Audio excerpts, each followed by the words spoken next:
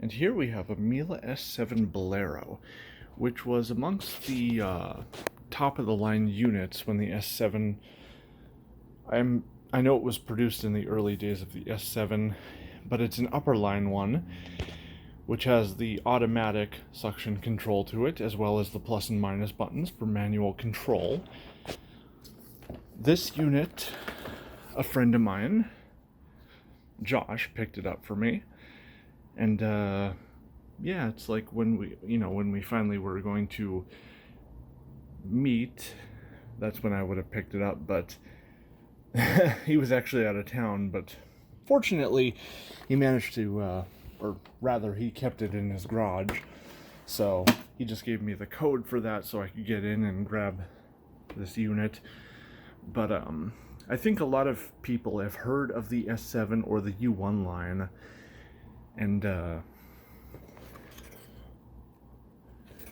it's been quite a while since I've had to work on one of these, because this one, it's like when I first got it, I turned it on and I could tell that the main motor was vibrating a little bit, and I was like, well,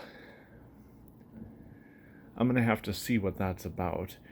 And the strange thing about Miele fans is they appear to have more blades on the outside of the fan than they do on the inside. So, while I've never torn one apart, the fan itself, that is, what I'm assuming they do is they have the main vanes that run from the center all the way to the outside of the fan. So this is actually a rainbow fan. So we have these fins in here, the blades, or whatever you call them, and all of them run from the inside of this area here all the way to the outside. But it seems, and you can tell where they're located because of these little ridges here, but it seems to me like the Miele fans actually have a second smaller fan that only comes up part way. Now it's hard to tell because theirs have more of a curve to it too, but yeah, when I got this machine it was vibrating, and when I opened it up I could tell that the fans were loaded with like dirt and hair and other such. You can actually see a photo of some of the hair sticking out of here. Yeah, they're not a lot of fun to clean out. And then I also replaced the motor bearings because they seemed dry, which, having a vibrating motor is going to wear on the bearings more. But before I get into the airflow testing, because I'm sure I'm going to have some people who are unfamiliar with them and haven't already seen VacLab's video on them, wondering why this kind of prestigious brand is not performing as well as they expected. So let's kind of take a look at the air path on this. So it's always a bit hard for me to kind of remember exactly how things are oriented in these, but I do know the motor is mounted sideways. Okay, so we have the swivel connector up here, and it splits into two. One for the incoming air from the floor, which would come down here, and then the other one, which is it's hard to describe without showing you guys what I'm talking about. But the swivel connector is this piece. I'll just insert a drawing of it. The inside of it is where the dirty air passes through, and the outside of it is where the clean air passes through. So the clean air assembly comes down via this tube into the motor, and then from the motor it can expel it into the filter chamber. And this is it's an aftermarket filter, because I'm not paying $50 for a genuine Miele filter. It's like, yes, their filters are great and that's wonderful and all, but when you have as many machines to maintain as I do, it's just not worth it. But anyways, from that tube, and then coming from the the connection, the air then travels into here, you know, passing through the bag, and then at the top of the bag chamber we actually have a 180-degree turn, because it's coming down into the bag, right? So there's a 180-degree turn up here, and then from there the air travels down here, and then this, let me open this up. All right, so from the bag chamber it comes down here, and then the air has to make a 90-degree turn here. It has to make another 90-degree turn here, and you know, the fitting here is quite small, and then we have to go all the way down through the hose and the wand system, and then finally we come down to here where it's making another 90, yet another 90, and then we finally go through that that cuff I was mentioning earlier. And it appears I didn't put this thing on right, but you know what, whatever, that's not really that necessary. Okay, so then we pass through that cuff, and then we come back down through the other side of that plastic pipe fixture thing, and then we finally hit the corrugated hose where it runs down to the nozzle housing. So it is a long air path with a lot of twists and turns, and you know, they have a pretty powerful motor in them. It's just, it has a long, complicated, and in places narrow air path that it has to overcome. So it's like, yeah, we're not going to see the same amount of power out of one of their uprights as we would from one of their canisters, which is quite unfortunate, because these things are, they're a pretty nice machine. You know, they're very stylish, they're quiet, they have pretty good features to them too. Like the brush roll down here is actually spring-loaded. So that's kind of their height adjustment system. When there's, you know, a thicker carpet, it would kind of press the brush roll into the machine a little bit, so there's not quite as much resistance on the brush roll, so it should help it glide a little bit better. But anyways, with the air path stuff now kind of discussed, why don't we move on to the voltage and wattage, and then we'll move on to the airflow testing. And we're on full power. So we are running close to about 10 amps, which is what the suction motor is rated for. Now we'll turn the brush roll on. So yeah, we're not far from the 12 amp rating.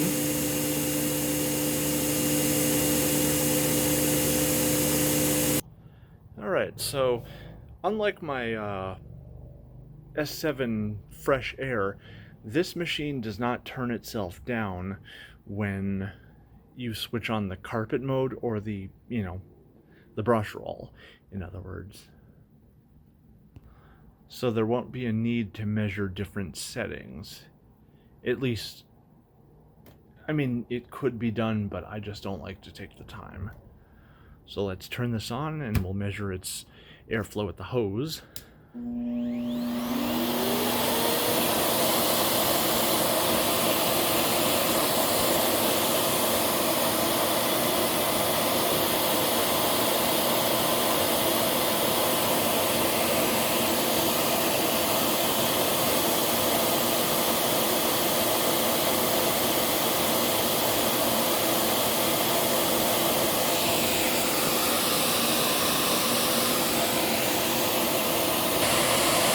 The airflow went up just a little bit while I was searching for my suction gauge.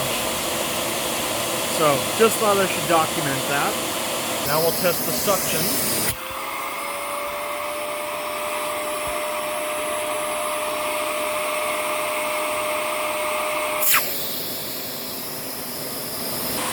And now we'll take the airflow at the wand. I would usually extend them, but this is how it's stored on board, so it just doesn't make sense. It doesn't make sense for me to do that.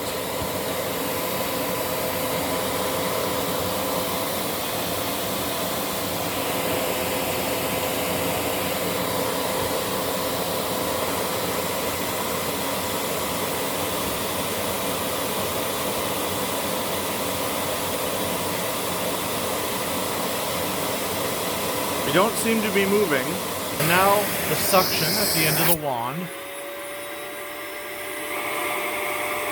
It's changed a little bit, even blocking this hole off.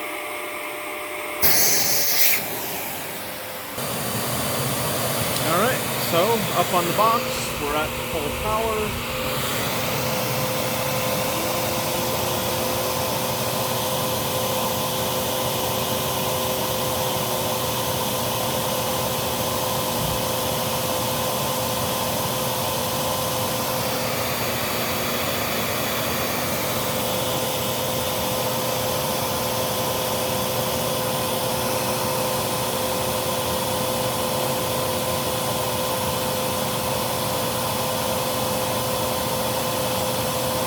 We don't seem to be moving.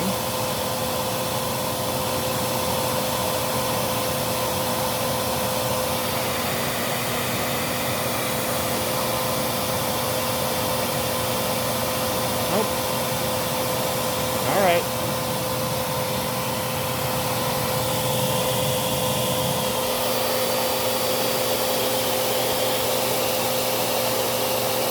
I have noticed that we have some, because I believe this is where the suction motor kind of, I'm not sure actually if this is where it draws air in or if it expels its cooling air from there. Probably draws it in, but I mean we definitely have a lot of leakage right around there. So, nozzle suction's decent. And now with the brush roll running,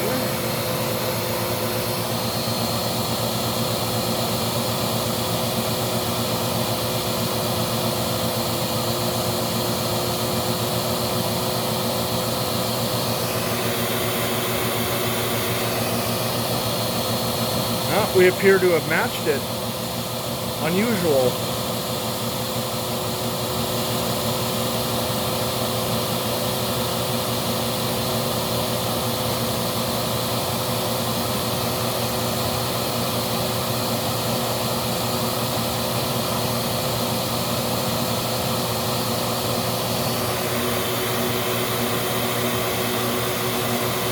But I think since we're matching it, we don't appear to be moving. Let's just move on.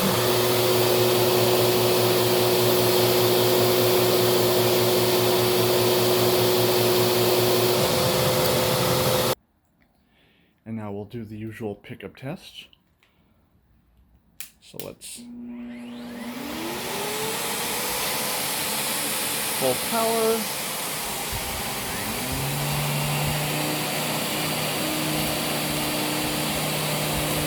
These machines do have a little bit of agitation to them. I think the brush design has a lot to do with that.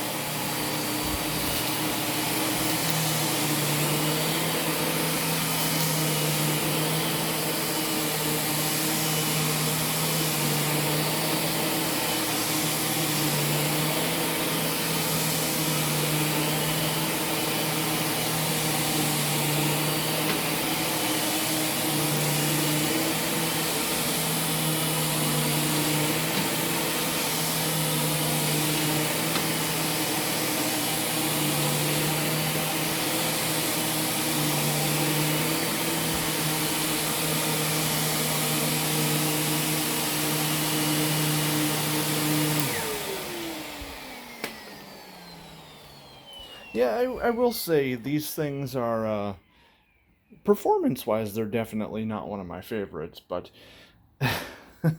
there's a lot to love about it. You know, it's a quiet machine. The LED lights are really nice because, I mean, for bare floors, it, like, reveals everything. And speaking of bare floors, it does very well on them due to the thick squeegee it has behind the brush roll area.